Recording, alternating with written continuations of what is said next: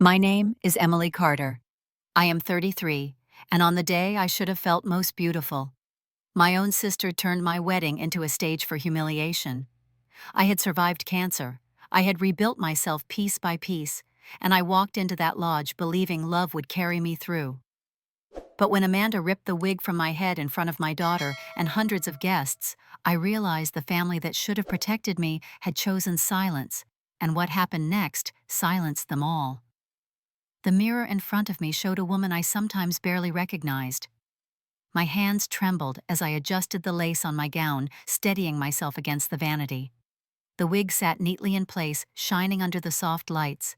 Not just an accessory, but proof that I had survived nights in Denver hospitals when I thought I would not make it. 3 years earlier in 2021, cancer had taken my hair, my strength, and nearly my hope. Now, at 33, I stood in Aspen Valley Lodge about to marry the man who had carried me through it all. Sophie tugged at the hem of my gown. At 9, she had the wide eyes of a child who had seen too much, but still believed in magic. "You look like a princess," she whispered with a shy smile. I bent and kissed her forehead, breathing in the scent of lavender from her hair. She was the reason I kept fighting, the reason I could stand here today. Maggie Johnson, my best friend since we were kids in Denver, pressed her hand on my shoulder. "You walked through fire, Em," she said softly. "This is your day." Her voice was the anchor I needed, steady against the swirl of nerves. But outside the door, the murmur of voices grew louder, footsteps, clinking glasses, the orchestra tuning. It was supposed to be celebration. Yet what reached me was my mother's familiar tone, cool and sharp, even when hushed. "Do not embarrass this family, Emily." The words cut like they always had. My father's silence followed as predictable as ever, the kind of absence that felt heavier than any insult. I closed my eyes and inhaled, but the door opened before I could steady myself. Amanda walked in like she owned the room. 31, wrapped in a glittering dress that shimmered under the light, her perfume sweeping in with her. Her eyes caught mine, and she smiled the kind of smile that was less warmth and more warning. It was not joy for her sister's wedding. It was calculation. For a second, memory flashed. In 2015, when our grandmother passed the house in Boulder, should have been split between us. Papers were altered, signatures disappeared, and suddenly Amanda held the deed while I signed another lease for a cramped apartment with a toddler. That old sting burned as she leaned against the doorframe, nails clicking, watching me the way someone watches a rival, not family. Maggie must have seen the color drain from my face. She bent down to fix Sophie's sash, whispering a silly joke to distract her, but Amanda did not look away. She tilted her head slightly and murmured just loud enough for me to hear, "Try not to trip when you walk out there. Everyone will be watching." The words slid under my skin. I wanted to ignore her, but my chest tightened.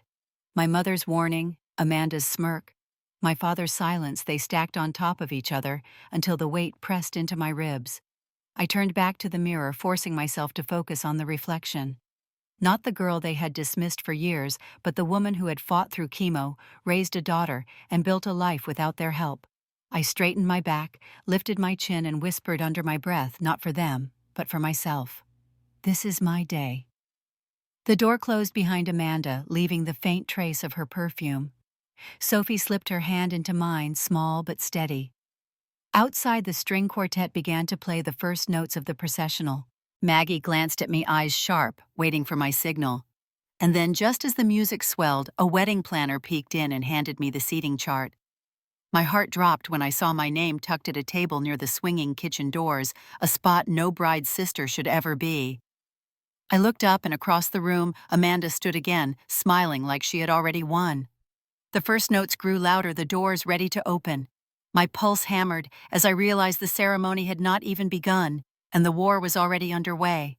The doors opened, and light spilled into the room as the music swelled, but my mind drifted backward before I even took the first step. I was back in 2015, sitting in the lawyer's office after my grandmother's funeral. Sophie asleep in her stroller, my heart still raw from grief. I had believed the house in Boulder would be ours to share, a piece of security for both sisters. Instead, I watched Amanda sign her name. The papers already altered the deed transferred solely to her. No explanations, only the smug tilt of her chin, and my parents' approving nods. I was 24, a single mother scraping by on hourly wages, and I walked out that day, knowing the family I thought I had would never stand behind me. The scent of roses and the sound of violins pulled me back into the present. I clutched Sophie's small hand as we waited near the aisle, my stomach twisting. Maggie leaned in and whispered that I looked stunning, but the words barely landed. I thought of every rent check I had scraped together, while Amanda posted photos from ski trips in Vail every time my parents boasted about her success, while I quietly raised a child they rarely acknowledged. When the procession began to move, I glanced at the seating chart the planner had slipped into my hand earlier. My eyes traced the names until I found mine tucked far from the family tables, placed near the swinging doors of the kitchen. A table that smelled of garlic and dish soap, a table no one would choose. My chest tightened. Bridesmaids, cousins, old neighbors, all sat near the front laughing over champagne. I was to sit with strangers and staff. I told myself to stay calm, to let the ceremony pass, but my phone buzzed against my palm. I glanced down. The message glowed across the screen in sharp black letters. "Do not think you belong here." My throat went dry. I looked up instantly, scanning the room, and there she was, Amanda, radiant in her designer gown, her arm linked loosely through my mother's. She was not looking at the groom, not even at the guests. She was looking directly at me. The smile on her lips was cold, practiced a blade wrapped in silk. Maggie noticed my face pale. She squeezed my hand and asked if I was all right. I nodded too quickly, forcing air into my lungs, but inside the anger burned. For years I had told myself that endurance was strength, that silence was dignity. But in that moment, watching Amanda bask in the glow of approval while deliberately cutting me out, I felt something shift. Sophie tugged on my dress and whispered that she was hungry. I knelt down to her level and stroked her hair, forcing a smile I did not feel. "We will eat later, sweetheart," I promised, though my mind was racing. Above us, the music climbed toward the vows, the crowd leaning forward with eager faces. My parents sat proudly in the second row, Amanda beside them, a picture of loyalty and beauty. I stood in the shadows, the message still burning on my phone, and understood that the humiliation had only just begun. The officiant's voice called for the bride to step forward. Guests rose, applause rippled through the room, and the air grew thick with admiration. I watched Amanda lean toward my mother and whisper something, both of them glancing back at me before turning away. Maggie caught it too and shook her head in disbelief. I forced myself to breathe, to hold Sophie's hand tighter, because I knew this day would test me in ways none of them could imagine. And as the bride began her slow walk down the aisle, her veil glittering under the chandeliers, I realized I was not just waiting for vows. I was waiting for the inevitable strike that Amanda had prepared the moment she would finally drag me into the spotlight against my will. The only question was how and when she would do it. The officiant's voice carried through the air, and my own words trembled as I began to speak the vows I had rehearsed in my head 100 times. My hands shook, but I kept my gaze fixed on Daniel, reminding myself that this moment was about us, about survival, about the love that had brought me here. For a breath, it almost felt safe, like nothing could touch me. Then I heard the scrape of heels against the floor. Amanda stepped forward with a confidence that froze the room. Before I could react, her hand shot up and ripped the wig from my head. The sudden weight of exposure crashed over me, and I felt the cool air sting my scalp. Gasps exploded through the hall, followed by scattered laughter, sharp and cutting. I could see phones rise, screens glowing, capturing my humiliation. My body locked in place, too stunned to move. Sophie's cry pierced the silence as she clung to my gown, sobbing into the lace. Amanda's mouth curved in satisfaction as she held the wig aloft like a trophy. She leaned close enough for me to hear her whisper, edged with venom. "You can't hide what you really are." My mother's face twisted into a warning glare, her eyes narrowing as if daring me to make a scene. She pressed a finger subtly to her lips, the signal she had used all my life when she wanted me to stay quiet. My father lowered his head and fixed his gaze on the floor, refusing to acknowledge me at all. The betrayal hit harder than the laughter. Maggie moved faster than anyone. She grabbed a shawl from the nearest chair and wrapped it around me, her arms a shield. Her voice was fierce as she whispered into my ear that I was not alone. Across the aisle, Karen Brooks rose to her feet, her voice carrying above the noise. "This is an attack! Stop laughing!" She turned, daring anyone to argue. Jason Miller was already on his phone recording his expression dark and steady. He caught my eye and gave a slight nod as if to say he had everything. The chaos of voices grew louder, some guests whispering nervously, others smirking as if they had been waiting for a spectacle. My legs trembled, but I forced myself to lift my chin. The tears burned, but I refused to let them fall, not in front of Amanda, not in front of all of them. I turned toward Daniel, praying he would move, say something, anything, to stop the storm. But he stood frozen, his jaw tight, his eyes wide with tension. He looked like a man caught between two worlds, paralyzed by the weight of choosing. The music had faltered, the officiant stammered, and the room became a stage for my disgrace. Sophie sobbed harder. Maggie held me close. Karen's voice kept calling out for order, but all I could feel was the echo of Amanda's hand tearing away the part of me I had used to feel whole. The noise swirled, every face a blur, and my heart pounded against my chest so hard it hurt. My eyes locked on Daniel again, silently begging him to step forward. He didn't. The silence from him screamed louder than the whispers around us. And in that silence I realized the ceremony had collapsed. Nothing about this moment could be salvaged the way it had been planned. Amanda had chosen her strike, and the war had begun in front of everyone. What I did not know yet was that the battle was only shifting, and the next move would not come from her. Maggie gripped my arm and steered me away from the crowd, while Sophie clung to my gown, her face buried against me. My body shook so badly I could barely walk. The air inside the side room was cooler, quieter, but the roar of whispers from the hall still rang in my ears. I sank into a chair, pulling Sophie onto my lap, trying to steady my breath. The door opened quickly, and Cole Harper, the lodge manager, stepped in with a clipboard tucked under one arm and a flash drive in his hand. His face was serious but calm. "We have the incident on camera," he said. I blinked at him, still reeling, as he handed the documents to Jason Miller, who had followed behind. Jason scrolled through his phone, his expression hardening. He looked up and gave a short nod. "It is all here. Timestamp footage, audio. No one can twist this." Karen Brooks slipped into the room as well, her coat still draped over her arm. She leaned over the table and signed her name to the incident report without hesitation. I witnessed everything she said firmly. Her eyes found mine and softened for a moment. "You are not alone in this." I hesitated when Cole slid the paper toward me. My hand hovered over the pen. Signing felt like crossing a line I had avoided for years, the line between swallowing pain and fighting back. My heart pounded as Sophie whimpered quietly against me. Maggie touched my shoulder. "Emily, you have to.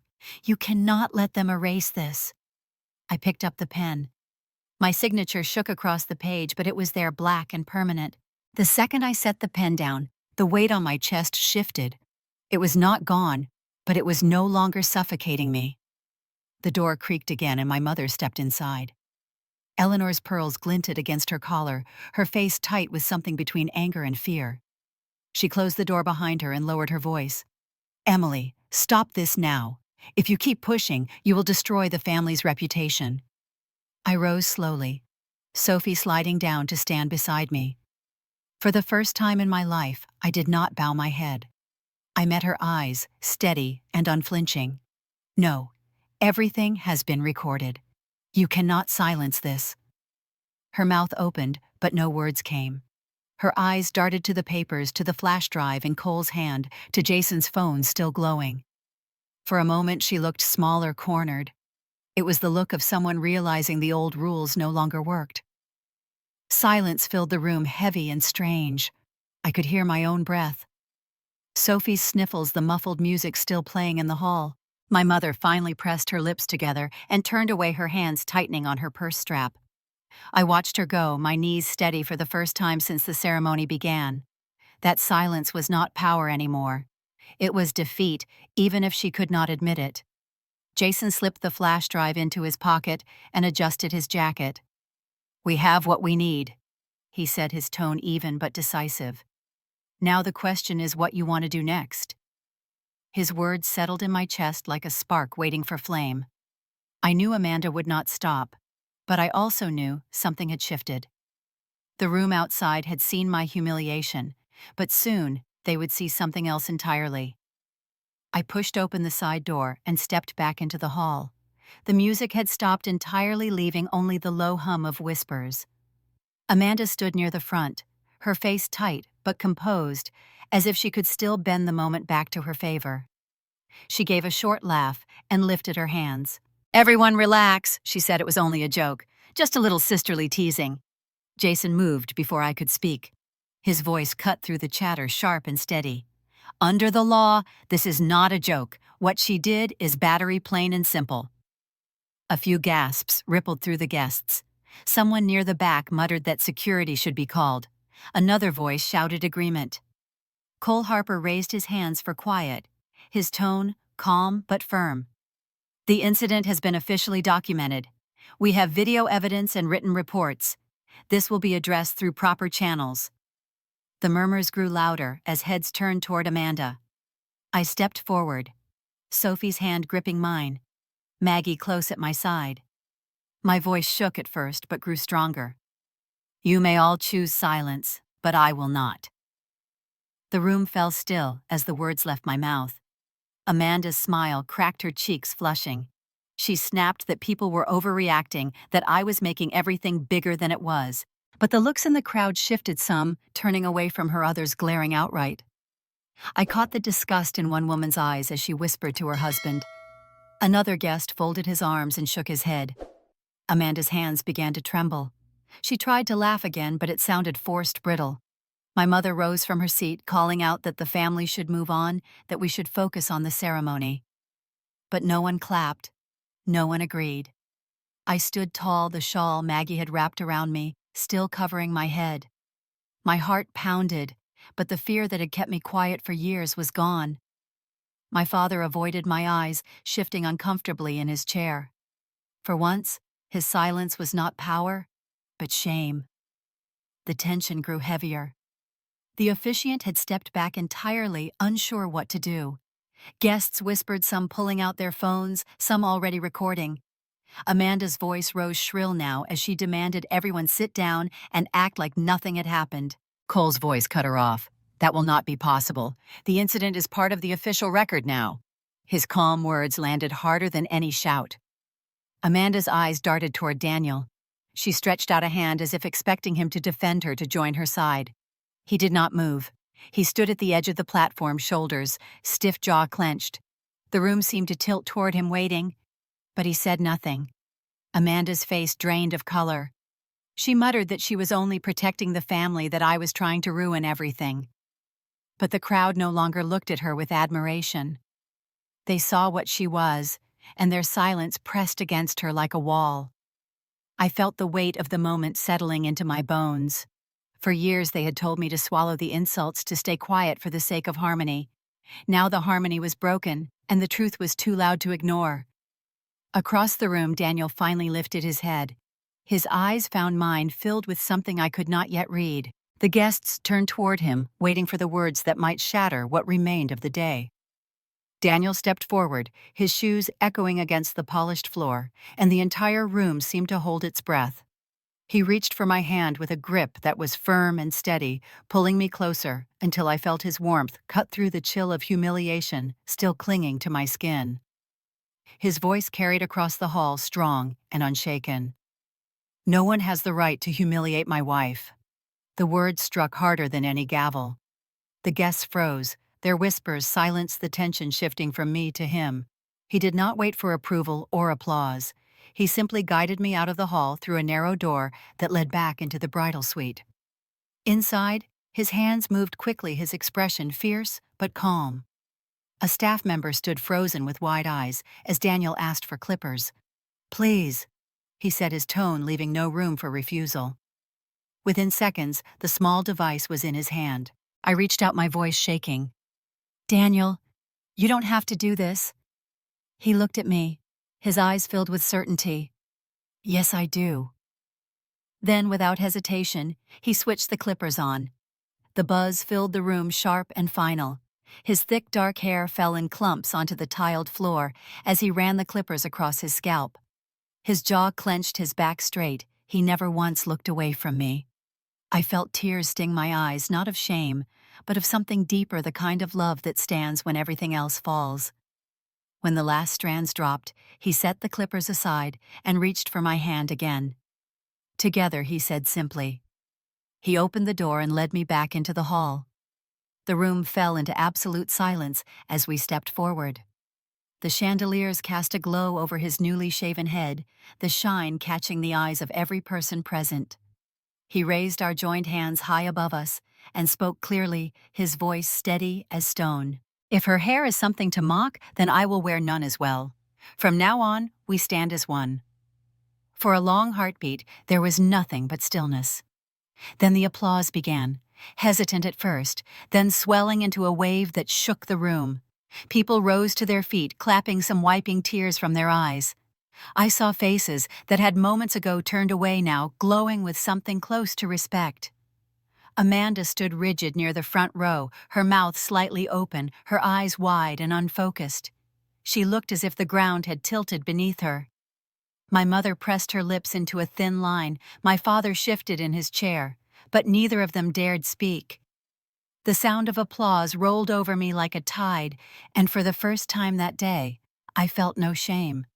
I felt tall, unbroken, carried by Daniel's defiance, and the truth that love could not be shamed into silence. I turned toward him, gripping his hand tighter, my heart full. Amanda's smirk had vanished, replaced by a vacant stare. The room was no longer hers. The control she had clutched slipped through her fingers as surely as Daniel's hair had fallen to the floor. And as the applause faded into murmurs, I knew the battle was not over. What had just happened was a turning point, but Amanda was not finished. Something darker was coming, and it would demand everything I had left. The applause still lingered in the air when the shift began. I noticed it first in the faces of the guests who had laughed earlier. Their smiles vanished, their eyes darted away from Amanda as if she carried something contagious. A couple who had been whispering at the edge of the aisle turned their backs completely. One woman pulled her daughter closer, as though sitting near Amanda might stain her. Cole Harper slipped through the crowd and handed me a copy of the incident report, his voice quiet but steady. "This is for your records, Mrs. Carter." He had already CC'd Jason and Karen on the digital file. I clutched the paper, its weight heavier than it should have been, a reminder that what had happened was now permanent. Phones buzzed in the room, screens lighting up with notifications. Whispers turned into gasps as people began reading out loud. "It's already online." Someone posted the video. My stomach dropped. Amanda's cruel grin as she tore off my wig was now looped across dozens of feeds. The image of Sophie crying of me standing exposed was being shared faster than I could breathe. Amanda finally realized. She pulled her phone from her clutch, her fingers trembling as she scrolled, her face drained of color. Within minutes, the first headline was read aloud. "Influencer Amanda Reed accused of public assault at wedding." Another guest muttered that sponsors were dropping her already. The room buzzed like a hive turned upside down. Amanda's eyes darted wildly, searching for someone to defend her. My mother rose halfway from her chair. "This is a misunderstanding," she called out, her voice cracking. My father stood beside her and added that the family would handle it privately. But no one listened. Their words floated uselessly in the heavy silence. Guests who had once bent over backwards to stay in their favor now looked past them as if they were invisible. Amanda's phone lit up again. She gasped, clutching it to her chest. Tyler Jameson had ended things with a single message. "I can't be part of this. We're done." The room seemed to tilt beneath her. She ripped off her heels, one clattering against the floor, and stumbled barefoot toward the aisle. Her sobs echoed sharp and uncontained. She begged my mother with broken words, but Eleanor's hand only hovered in the air unsure before falling back to her side. The guests parted like water, giving Amanda space not out of kindness but rejection. No one reached for her. No one tried to stop her. She collapsed near the edge of the stage, her makeup streaking down her face, her body trembling. I had seen her wear crowns and gowns command attention with practiced ease. Now I saw her stripped of every mask left, with nothing but shame. For the first time in her life, Amanda faced the one thing she had never known: abandonment. She looked around desperate, but every gaze turned away. The silence pressed in until her sobs were the only sound filling the lodge. I felt no triumph, only the strange stillness of justice settling where cruelty had stood moments before. My mother whispered that this was just family business, but even she did not believe it anymore. The spell had broken. Amanda tried to stand her legs unsteady, and when she fell again, the applause from earlier replayed in my mind. It had been for Daniel and me, but now it felt like the sound of her empire collapsing. And in that collapse, as Amanda lay sobbing on the stage, I knew the night was not finished. Something else waited beyond the humiliation, something I would still have to face before it was truly over. The hall quieted after Amanda's sobs faded into the distance. The officiant, pale and unsure, looked at me as if waiting for permission to continue. I gave a single nod. My voice no longer shook when I spoke. Let us move forward. The ceremony picked up again, but the air was different now. It was no longer filled with polite smiles or forced laughter. It was steadier, cleaner, as if the room itself had exhaled. Jason leaned toward me during a pause and said quietly that he had everything we needed if I wanted to press charges. His words held no pressure, only support. I nodded and thanked him, my chest warming at the thought that for the first time in years, someone outside my little circle believed me enough to stand behind me. When the vows finally ended, Daniel squeezed my hands so tight I thought my bones might ache. His eyes glowed fierce and proud, and when the officiant pronounced us husband and wife, the applause that rose felt entirely different than before. It was not pity or curiosity. It was respect. As the guests began to settle into their seats for the dinner, I turned toward my parents.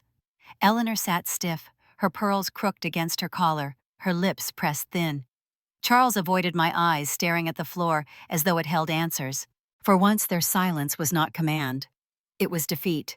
I spoke clearly, my words carrying across the short distance between us. From today forward, I choose peace for my own family. I will not live under your shadow anymore. My mother's mouth opened as if to argue, but no sound came. My father shifted again, and for a moment I saw the faintest flicker of shame cross his face.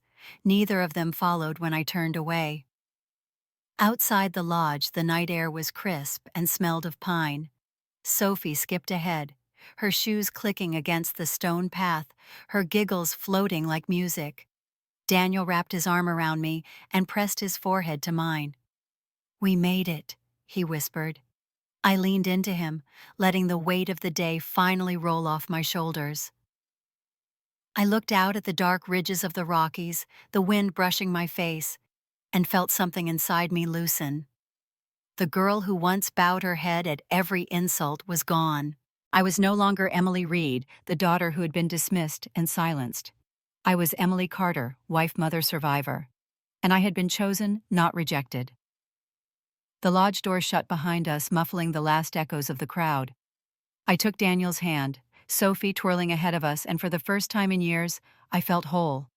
Truth had outlasted cruelty. Justice had drowned out humiliation. If it were you standing where I stood, would you stay silent to keep the peace? Or would you rise to protect your own dignity? Tell me what you would have done.